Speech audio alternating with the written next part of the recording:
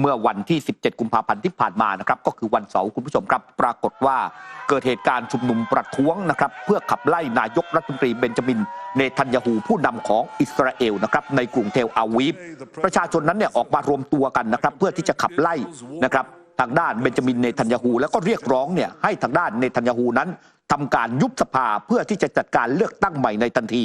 เนทันยาฮูนั้นเนี่ยครับเวลานี้ต้องบอกว่าคะแนนนิยมของตัวเองนั้นเนี่ยลดลงอย่างหนักนะครับจากการสำรวจความคิดเห็นหลังจากที่เกิดเหตุการณ์กลุ่มนักรบฮามาสนั้นเนี่ยเล่นงานอิสราเอลตั้งแต่เมื่อวันที่7ตุลาคมที่ผ่านมาแล้วก็โหมกระพือก่อให้เกิดสงครามในฉนวนกาซานะครับการประท้วงต่อต้านรัฐบาลนั้นเนี่ยครับจริงๆแล้วเนี่ยมีมาตลอดทั้งปี2566แล้วก็หยุดไปเนี่ยช่วงที่เกิดสถานการณ์สงครามความขัดแย้งระหว่างอิสราเอลกับกลุ่มฮามาสแต่เนี่ยครับล่าสุดนั้นเนี่ยพอสถานการณ์สงครามเหมือนจะคลี่คลายมาบรรดากลุ่มผู้ประท้วงนั้นก็ออกมาประท้วงอีกครั้งหนึ่งนะครับการประท้วงนั้นต้องบอกว่าที่ผ่านมานั้นเนี่ยคือต้องการที่จะให้นายกรัฐมนตรีเบนจามินเนทันยาฮูนั้นยุบสภาแล้วก็มีการเลือกตั้งใหม่ซึ่งตามกำหนดการเดิมนั้นเนี่ยการเลือกตั้งที่มันจะเกิดขึ้นเนี่ยคุณผู้ชมมันจะเกิดขึ้นเนี่ยครับในปี2569นะครับคืออีก2ปีข้างหน้านะครับที่จะครบวาระทางด้านเนทันยาฮูนั้นก็ให้สัมภาษณ์กับสื่อมวลชนนะครับเขาบอกว่าเวลานี้สิ่งที่เขาคิดเป็นสิ่งสุดท้ายก็คือการเลือกตั้งนั่นก็คือหมายความว่าเขาไม่ต้องการที่จะมีการเลือกตั้งในเวลานี้นะครับและไม่ต้องการที่จะยุบสภาด้วยให้เหตุผลเนี่ยครับเขาบอกว่าในเวลานี้เนี่ยประเทศนั้นอยู่ในระหว่างสงครามประเทศนั้นอยู่ในระหว่างที่ไม่เกิดความปลอดภัยนะครับดังนั้นเนี่ยเรื่องของการเลือกตั้งนั้นเนี่ยจะนำมาซึ่งความแตกแยกดังนั้นเวลานี้ประเทศต้องการความสามัคคีจะไม่มีการจัดการเลือกตั้งโดยเด็ดขาดครับส่วนเรื่องของการปฏิบัติการนะคะโจมตีไปที่ราฟาทางตอนใต้เนี่ยคือใกล้ๆกับทางด้านของอียิปต์แม้ว่าชาติตะวันตกหรือว่าหลายประเทศเนี่ยออกมาคัดค้านการที่กองกำลังของอิสราเอลเนี่ยจะบุกเข้าไปคืออย่างทางด้านของสหรัฐอเมริกาเองหรือแม้กระทั่งชาติอื่นๆก็บอกว่าอยากที่จะให้มีการยุติเรื่องของการหยุดยิงหรือว่าพยายามจะมีการเจรจากันแต่ว่าเบนนี่แกนส์อดีตรัฐมนตรีกลาโหมของอิสราเอลซึ่งปัจจุบันเนี่ยเป็นสมาชิกคณะรัฐมนตรีฝ่ายการสงครามของอิสราเอลกลับออกมาประกาศเตือนนะคะว่ารัฐบาลของอิสราเอลเนี่ยมีการขีดเส้นตายในการบุกภาคพื้นดินเข้าไปในเมืองราฟาทางตอนใต้ของฉนวนกาซามีการระบุวันที่เอาไว้ว่าอยู่ที่วันที่10มีนาคมขณะเดียวกันยังเป็นการเตือนครั้งแรกที่มีการกำหนดวันอย่างชัดเจนแม้ว่าก่อนหน้านี้หลายคนจะคัดค้านเองก็ตามและยังบอกเพิ่มเติมด้วยว่าถ้ากลุ่มฮามาสไม่ปล่อยตัวประกันที่เหลืออีก130คนด้วยกันซึ่งทางด้านของเบนนี่แกนส์เนี่ยบอกว่าโลกต้องรู้แล้วก็เหล่าผู้นำของกลุ่มฮามาสก็ต้องรู้ว่าถ้าเกิดถึงเดือนรอมฎอนตัวประกันทั้งหมดก็จะไม่ได้กลับบ้านขณะที่ด้านองค์การอนามัยโลกนะคะออกมาเตือนเช่นเดียวกันว่าการที่กองกำลังของอิสราเอลเนี่ยบุกเข้าไป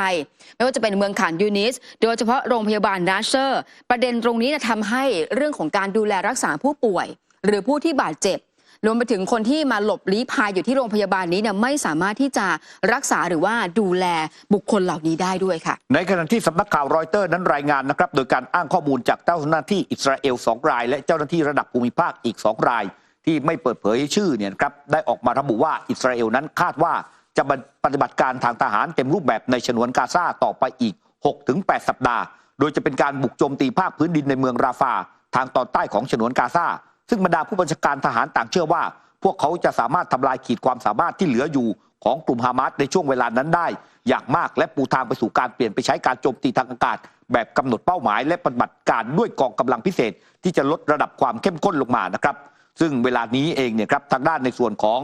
รัฐบาลของนายกรัฐมนตรีเบนจามินเนทันยาฮูของอิสราเอลนั้นรับฟังคำวิพากษ์วิจารณ์นานาชาติเนี่ยครับเพื่อยุติการโจมตีภาคพื้นดินของราฟาแต่ก็ต้องบอกว่าเป็นการรับฟังที่เรียกว่าอาจจะน้อยนิดนะครับตอนนี้ยังไม่มีการอธิบายใดๆจากกองกำลังป้องกันอิสราเอลนะครับที่ออกมาจะเคลื่อนย้ายผู้คนจำนวนกว่า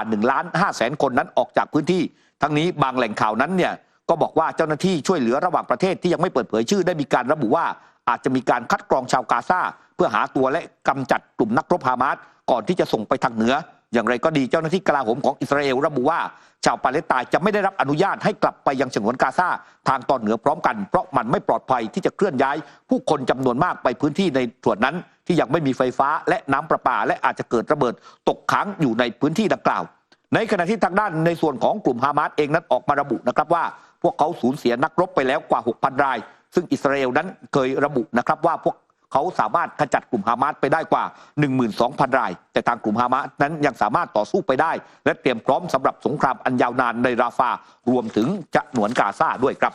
ประเด็นอีกหนึ่งเรื่องของความคืบหน้านะคะกรณีความสัมพันธ์ระหว่างอิสราเอลกับบราซิลนะคะดูเหมือนว่าจะมีความตึงเครียดมากขึ้นหลังจากที่ประธานาธิบดีลูอิสอินาซิโอลูลาดาซิลวาแห่งบราซิลเนี่ยเขามีการพูดบางช่วงบางตอนเป็นการเปรียบเทียบเรื่องของการปฏิบัติการทางทหารของอิสราเอลแล้วก็รวมถึงกลุ่มฮามาสไปเปรียบเทียบกับการฆ่าล้างเผ่าพันธุ์ของนาซีในช่วงสงครามโลกครั้งที่2พอมีประเด็นเรื่องของการพูดเรื่องนี้ออกไปเนี่ยทำให้รัฐมนตรีต่างประเทศของอิสราเอลอย่างอิสราเอลแคนส์ออกมาพูดกับผู้สื่อข่าวเลยว่า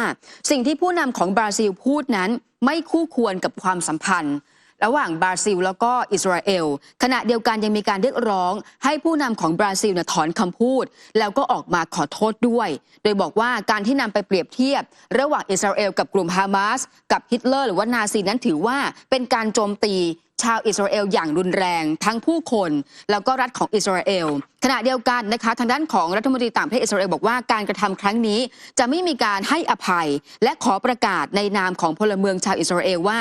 บุคคลคนนี้คือผู้นำของบราซิลนี้เป็นคนที่ไม่พึงปรารถนาในอิสราเอลเพราะหลังจากการประกาศของอิสราเอลแคนส์ออกมาเนี่ยทำให้หัวหน้าที่ปรึกษาของลูล่าดาซิลวาออกมาตอบโต้ทันทีบอกว่าตัวของลูล่าเองเนี่ยจะไม่มีการขอโทษอิสราเอลขณะเดียวกันยังบอกว่าที่ผ่านมาเนี่ยบราซิลก็มีการปฏิบัติด้วยความเคารพอย่างสูงมาตลอดทั้งเรื่องของการปกป้องแนวคิดการแก้ปัญหาแบบรัฐ2 รัฐไม่มีอะไรจำเป็นต้องมีการขอโทษค่ะครับในขณะที่ทางด้านไมเคิลมาร์ตินรัฐมนตรีว่าการกระทรวงต่างประเทศของไอร์แลนด์นั้นเนี่ยครับก็พูดถึงสถานการณ์ความขัดแย้งระหว่างทางด้านอิสราเอลกับกลุ่มฮามาสนะครับโดยเฉพาะกรณีที่อิสราเอลนั้นจะส่งกองกำลังเข้าไปในราฟาก็บอกว่าการส่งกำลังเข้าไปในเมืองราฟาจะทำให้เกิดหายนะอย่างสุดขั้วและเป็นการกระทำที่ขาดสติสามัญสำนึกของผู้นำอิสราเอลนะครับเขาบอกว่าผู้อพยพกว่า 1,500,000 คนเบียดเสียดกันหลบภัยอยู่ในมุมเล็กๆของกาซาพวกเขาเหน็ดเหนื่อยไร้พละกำลังไม่มีที่ไหนที่จะไปอีกและจะไม่มีคนไหนที่คิดจะไปกระทำย่ำยีตอกย้ำความทุกข์ระทมของพวกเขาอีกก็มีแต่ทางด้านในส่วนของนายกรัฐมนตรีเบนจามินเนทันยาฮูความเคลื่อนไหวดังกล่าวนั้นเนี่ยเกิดขึ้นหลังจากการมีประชุมรัฐมนตรีต่างประเทศสมาชิกสหภาพยุโรปและก็การขีดเส้นตายของอิสราเอลนะครับเพื่อที่จะส่งกำลังภาคพื้นดินเข้าสู่เมืองราฟาพื้นที่สุดท้ายซึ่งอิสราเอลระบุว่าเป็นประการด่านสุดท้ายของนักรบฮามาสทางด้านโยฮัฟกันเล่นรัฐมนตรีกลาโหมของอิสราเอลบอกว่ากองทัพอิสราเอลนั้นกำลังอยู่ระหว่างการเตรียมการกำลังภาคพื้นดินเพื่อบุกเข้าสู่เมืองราฟามีเป้าหมายเพื่อจัดการกับนักรบฮามาสที่ตั้งหน่วยบังคับบัญชาและอุโมงค์โดยบอกว่าอิสราเอลนั้นมีมาตรการเข้มข้นเป็นพิเศษเพื่อหลีกเลี่ยงความสูญเสียต่อพลเรือนในขณะที่ทางด้านโจเซฟบอเรลประธานคณะกรรมาการด้านนโยบายต่างประเทศของสหภาพยุโรปก็บอกว่าการหลีกเลี่ยงความสูญเสียต่อพลเมืองในราฟานั้นเนี่ยเป็นไปไม่ได้เลยพร้อมเรียกร้องให้บรรดารัฐมนตรีต่างประเทศสหภาพยุโรปพยายามให้อิสราเอลเห็นถึงหายนะที่กำลังจะเกิดขึ้นทางด้านอันนาเลนาแบร์บ็อกรัฐมนตรีว่าการกระทรวงต่างประเทศเยอรมนีก็ออกมาเรียกร้องให้ทางการอิสราเอลนั้นเคารพต่อข้อบังคับสากลด้านสิทธิมนุษยชนแต่ย้ำว่าอิสราเอลนั้นก็มีสิทธิในการป้องกันตัวเองเนื่องจากมีความชัดเจนว่ามีนักรบฮามาสปฏิบัติการอยู่ในเมืองราฟานะครับ